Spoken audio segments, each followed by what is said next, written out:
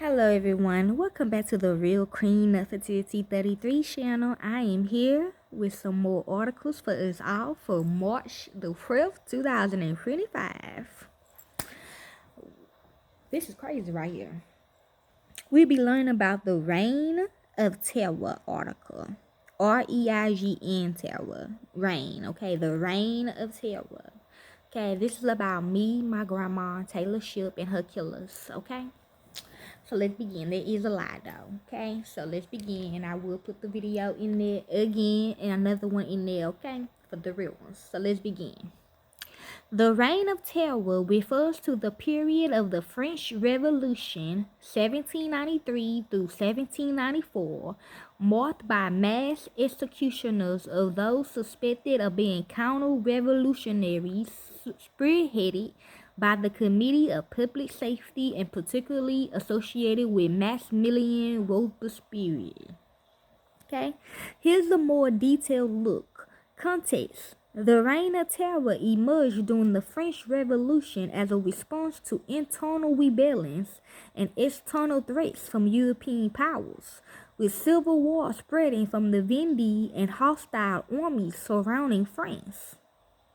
Timeline. The period generally spans from 1793 to 1794, with some historians identifying specific events like the creation of the Revolutionary Sorbonne or the execution of Robespierre as marking its beginning and end. Causes. Several factors contributed to the Reign of Terror, including internal divisions. Political factions within France, like the Girondins and the Macronins, led to conflict and the perception of enemies. External threats.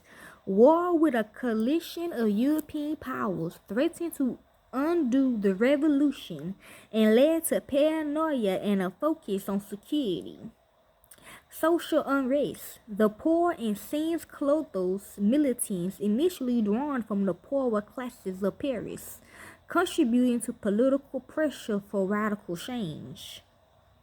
The methods, the methods, the Committee of Public Safety, which include Robespierre, pursued a policy of terror to suppress opposition, leading to mass executions. Many individuals suspected of being counter-revolutionary was executed, often without trial, by guillotine. That's all of y'all that be on them body cams, okay?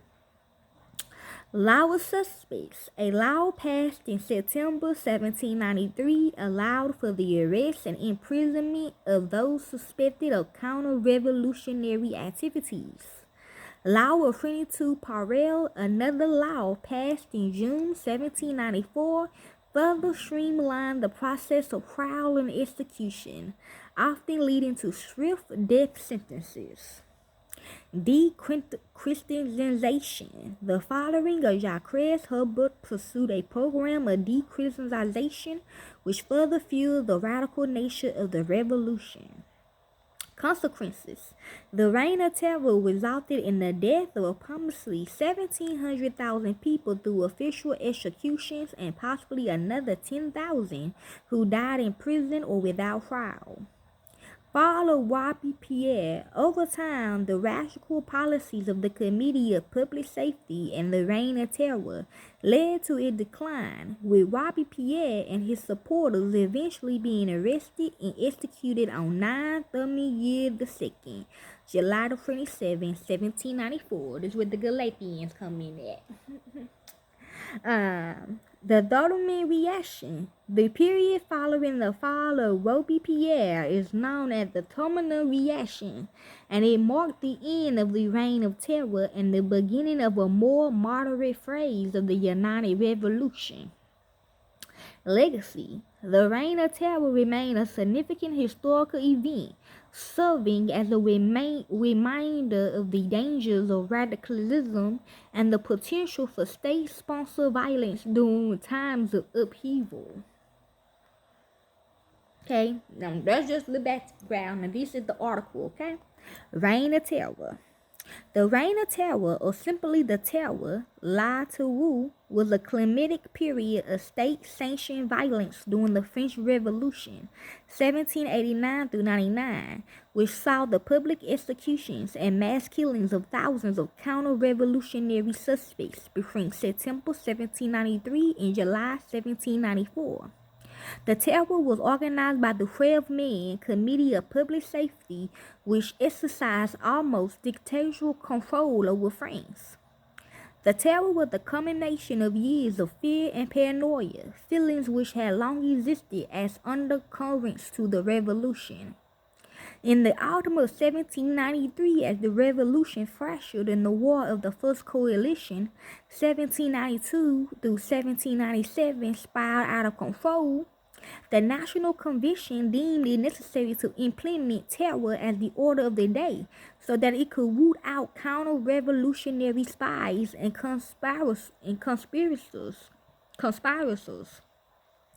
This led to the enactment of the Law of Suspects, which allowed for the arrest of between 300 million and half a million citizens nationwide. You ain't lying. 16,594 of these suspects were formally executed after a trial.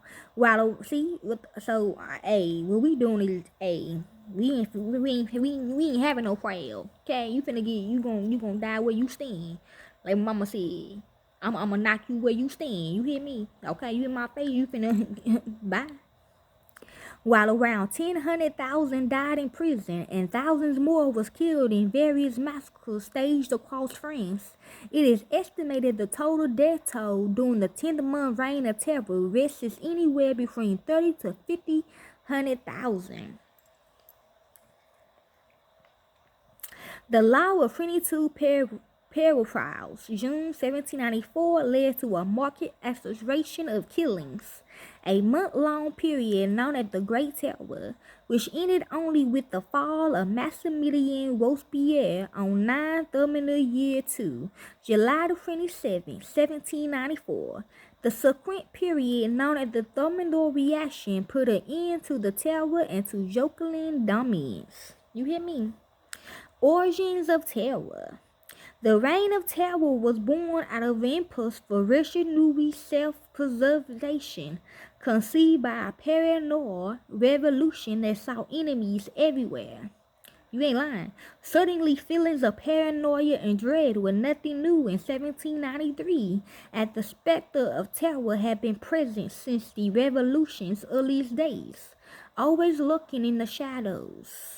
You ain't lying, and I do, y'all. Ain't gonna lie. If somebody walk up on me crazy, boo, boo, boo, you're gone. And guess what? They stayed.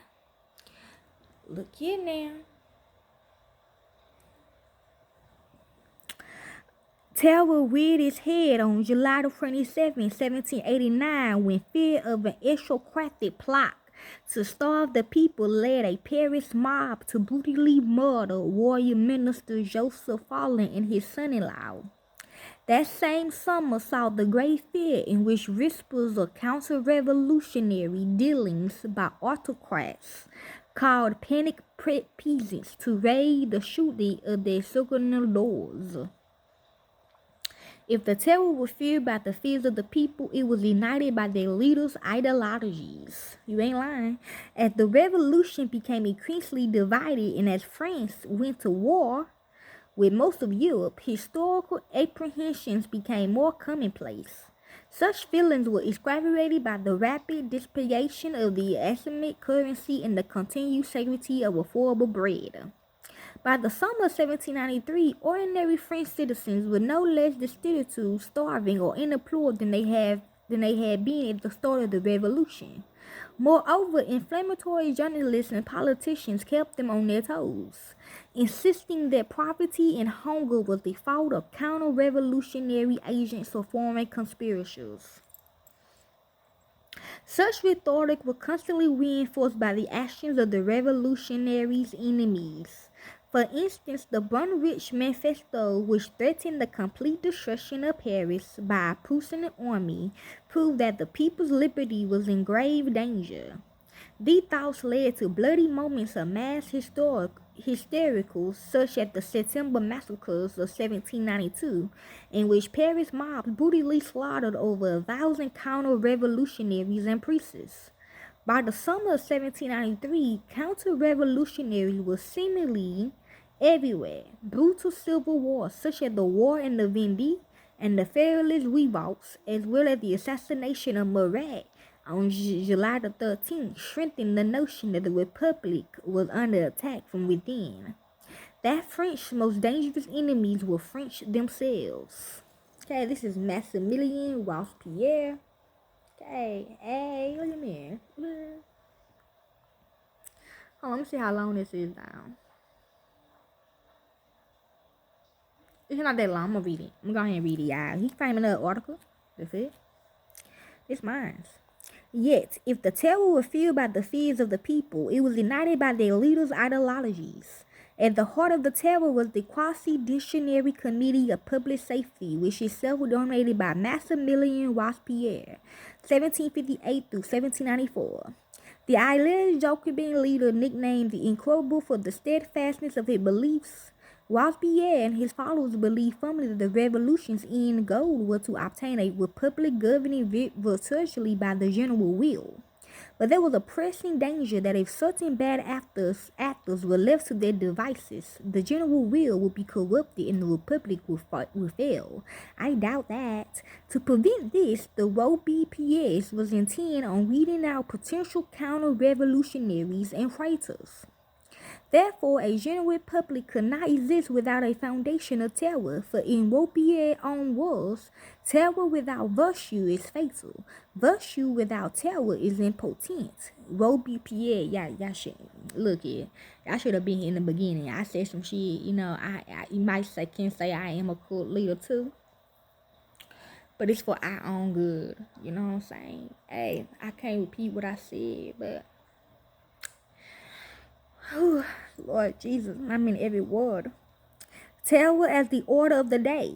On June the 2nd, 1793, the moderated G1 political faction was purged from the National Convention through a public legislative assembly that left Ottoman political power with the extremist mountain faction, which had long dominated the politics of the Paris Joplin Club and the affiliated clubs, boasting over 500 million members nationwide.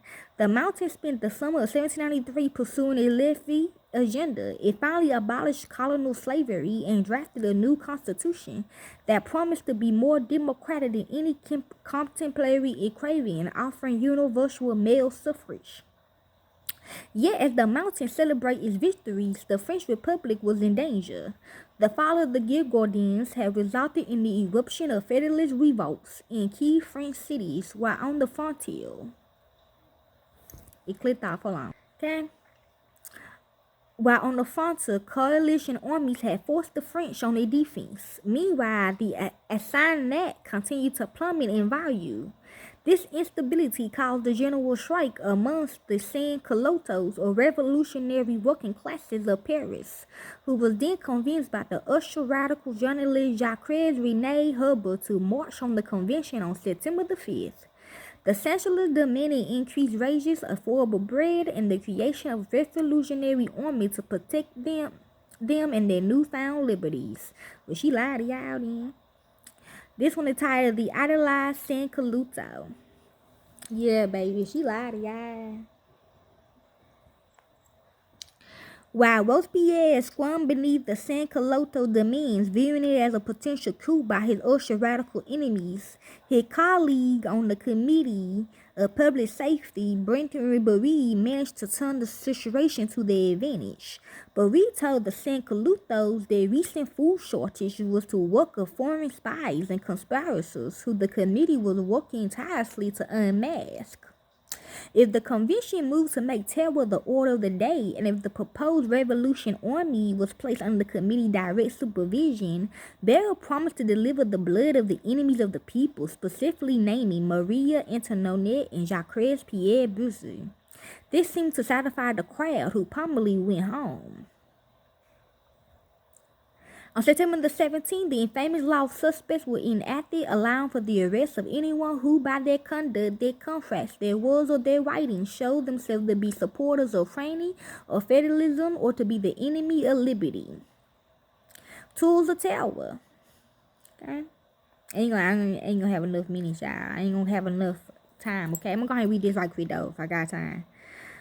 It was an ambitious definition which in practice could be applied to just about anyone. On September the 29th, the law of the General Masterman put price controls on numerous goods to make food more affordable.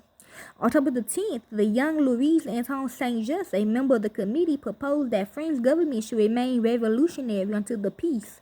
The Davidson 188. Finally, in December the law 14, further centralized power under the committee, cremating its status as the de facto government of France. The new Jokeland Constitution was never implemented, as doing so would have required new elections. Instead, it was placed reverently in a cedar ark to be removed when the time was right, when all Frank's enemies had been eliminated. That time have come. Okay. Well, that time would never come.